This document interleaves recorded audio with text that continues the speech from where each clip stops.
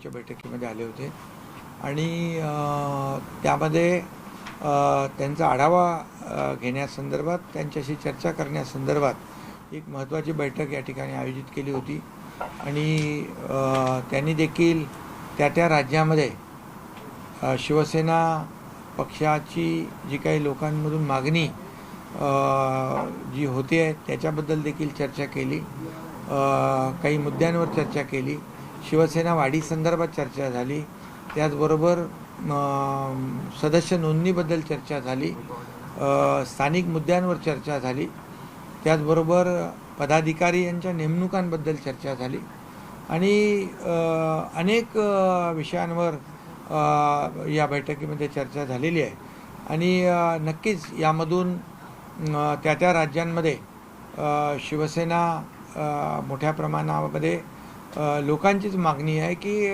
शिवसेना या राज्यांमध्ये वाढली पाहिजे आणि लोकांना शिवसेनेच्या माध्यमातून न्याय देखील मिळाला पाहिजे. त्यामुळे अशा प्रकारची बैठक महत्त्वाची, त्यांची गेल्या अनेक महिन्यांपासूनची मागणी होती की एक एकत्र बैठक व्हावी आणि ती आज बैठक झालेली आहे. सर, या राज्यामध्ये आगामी काळात पुढच्या वर्षी 7 राज्यात निवडणुका होत आहेत. त्या राज्यामध्ये भाजप हा प्रमुख पक्ष आहे. उत्तर प्रदेश असो, उत्तराखंड असो, पंजाब असो, तर त्यांच्या सोबत तुम्ही निवडणूक लढणार? तुम्हाला किती जागा दिल्या जातील की तुम्ही विरोधात निवडणूक लढणार? नाही, आता त्या निवडणुकीला वेळ आहे आणि या बाबतीमध्ये देखील आमची युती आहे भारतीय जनता पक्षाबरोबर. आमचं NDAचं सरकार आहे केंद्रामध्ये आणि त्यामुळे यावर NDAचं सरकार जसं केंद्रात आहे तसंच युतीची सत्ता इतर राज्यात देखील आली पाहिजे. त्याबद्दल त्या वेळेत चर्चाही होईल. आज दिल्लीमध्ये महत्त्वाची इंडिया आघाडीची बैठक जी आहे ती झालेली आहे आणि अनेक पक्ष सहभागी झाले होते. एकंदरीत मोदी कार्यकालामध्ये अर्थव्यवस्था आणि इतर मुद्द्यावर, शिक्षणाच्या मुद्द्यावर जे आहेत ते इथून पुढे संघर्ष केला जाणार आहे. नाही, खरं म्हणजे आजची जी इंडिया आघाडी पण ते इंडिया आघाडीमध्ये गेल्यानंतर बघा जे प्रादेशिक पक्ष त्यामध्ये आप, TMC, RJD, DMK, UBT आणि NCP, शरद पवार हे निवडणुकीमधून गायब झाले, निवडणुकीमध्ये हरले, पराभव पत्करावा लागला आणि त्यामुळे मला वाटतं काँग्रेसचं जे काही भूमिका दिसते आहे की या प्रादेशिक पक्षांना कुठेतरी सोबत घेऊन यामधून त्या राज्यातून पराभव त्यांचा व्हावा किंवा ते ज्या पद्धतीने एकत्र घेऊन त्यांना संपवावं आणि मग एकच विरोधी पक्ष काँग्रेस अशा प्रकारचं काही डावपेच आहे का त्यांचा, अशा प्रकारची या ठिकाणी संशय येतो आहे. आणि या इंडिया आघाडीमध्ये देखील आपण पाहिलं की आम आदमी पार्टी नव्हती, DMK नव्हती, त्याचबरोबर TVK नव्हती आणि काही लोक तर ह्या लोकांनी बहिष्कार घातला होता आणि काही लोक तर फेसबुकवर आले, फेसबुक लाईव्ह केला आणि स्वतःचं बोलले आणि दुसऱ्यांचा फेस न बघता निघून गेले. हे उद्धव ठाकरेबद्दल बोलताय सर तुम्ही? नाही, मला माहित नाही सर. एकीकडे फेसबुक लाईव्हवर आणि ऑनलाईनवर उद्धव ठाकरे अर्धवट सोडून गेले बैठक. या बैठकीमध्ये महत्त्वाचा निर्णय घेतलेला आहे. या बैठकीमध्ये मी सांगतो या लोकांचा सगळा मॉरल तुटलेला आहे, डिमॉरलाइज झालेले आहेत आणि त्यामुळे हे गलित गात्र झालेलं इंडिया अलायन्स आहे.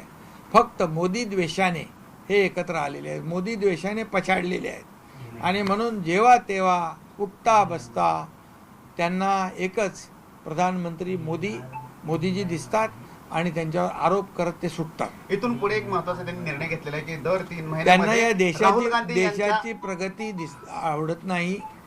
देशाची जी झालेली उन्नती आहे, देश पुढे चालला आहे, हे त्यांच्या पचनी पडत नाही. राहुल गांधी यांच्या नेतृत्वामध्ये देशभर आता बैठका घेतल्या जाणार. अशा इंडियाच्या पुढची बैठक हैदराबादमध्ये केली जाणार. राहुल गांधीचं नेतृत्व जे आहे ते कितपत. आणि अजून राहुल गांधींनी असं पण म्हटलंय की पुढच्या वर्षभरामध्ये नरेंद्र मोदी पंतप्रधान पदावर नसतील. माझं त्यांना एवढंच सांगणं आहे, विचारणं आहे की नरेंद्र मोदी साहेब तर 140 कोटी जनतेच्या भरोश्यावर, आशीर्वादावर 1 वर्ष नाही, पुढचे कितीतरी वर्ष राहतील. परंतु राहुल गांधी जे बोलत आहेत की नरेंद्र मोदीजी 1 वर्षाने प्रधानमंत्री नसतील, त्या राहुल गांधींना मी सांगू इच्छितो, विचारू इच्छितो, तुम्ही 1 वर्ष तरी कन्सिस्टंटली, सातत्याने देशात तरी राहून दाखवा, सातत्याने काम करून तर दाखवा. मला वाटतं पवार साहेब पण त्यांच्याबद्दल बोललेले आहेत की त्यांच्या कामामध्ये सातत्य नाही. ममता दिदी पण बोललेले आहे त्यांच्या कामामध्ये सातत्य नाही. त्यामुळे त्यांनी पहिलं त्यांचं सातत्याने या देशामध्ये 1 वर्षभर तरी सातत्याने राहून दाखवा. ते नेहमी उठतात, मध्ये देशामध्ये प्रधानमंत्र्यांची बदनामी करतात, देशाच्या बाहेर गेल्यावर देखील प्रधानमंत्र्यांची बदनामी करतात. हे कसली देशभक्ती आहे?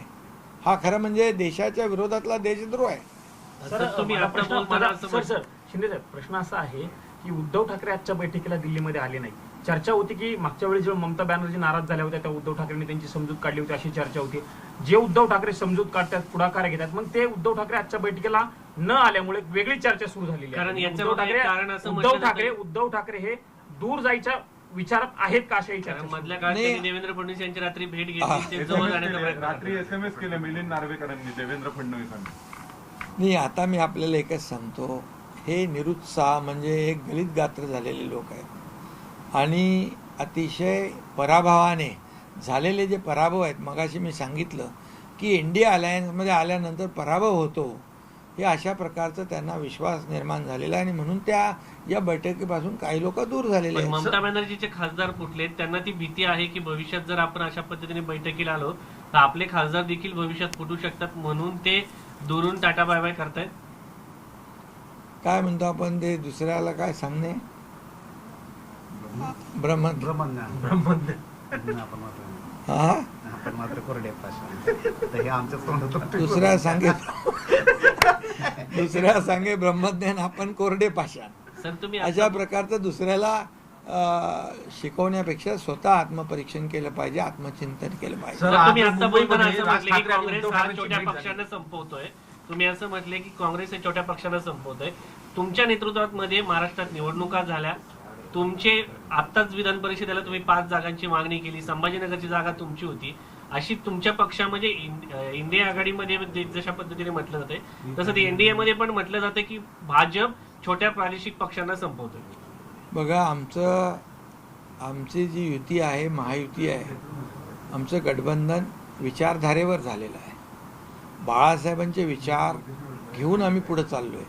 भारतीय जनता पक्ष आणि शिवसेना एक वैचारिक भूमिका घेऊन आम्ही पुढे चाललो आहे. त्यामुळे बाकी इंडिया अलायन्समध्ये जे स्वार्थासाठी एकत्र आलेले आहेत तसे आम्ही स्वार्थासाठी एकत्र आलेलो नाही. मला काय मिळालं, त्याला काय मिळालं, हे पाहण्याचं काम इंडिया अलायन्स करतात आणि म्हणूनच आता एक एक पक्ष त्यांच्यातला बाहेर पडत चालले. मुंबईमध्ये सर राज ठाकरे सर बच्चू कडू असं म्हणाले की आज एक महत्वपूर्ण बैठक थी जिसमें डीएम अब्सेंट था और कुछ लोग डिजिटली ज्वाइन किए थे, तो आज लेकिन आप यहाँ पे दिल्ली में है, जो आपकी महत्वपूर्ण बैठक थी उसके बारे में भी बताइए. और इंडिया मैं आज हमारी 20 राज्य प्रमुखों के साथ बैठक थी और शिवसेना पूरे देश में सभी राज्यों में शिवसेना आगे बढ़ रही है और वहाँ के हमारे राज्य प्रमुख, उनके साथ मेरी चर्चा हुई है संगठन बढ़ाने के बारे में, शिवसेना आगे बढ़ाने के बारे में. उनकी मांग थी कि मैं एक बैठक दिल्ली में लूँ, वैसी बैठक आज हुई है और निश्चित रूप से ये बहुत ही अच्छी बैठक हुई है और इससे शिवसेना आगे बढ़ेगी. लोगों के जो प्रश्न है उसको न्याय देने का काम जरूर करेगी. और आपने कहा कि कौन सी इंडिया अलायंस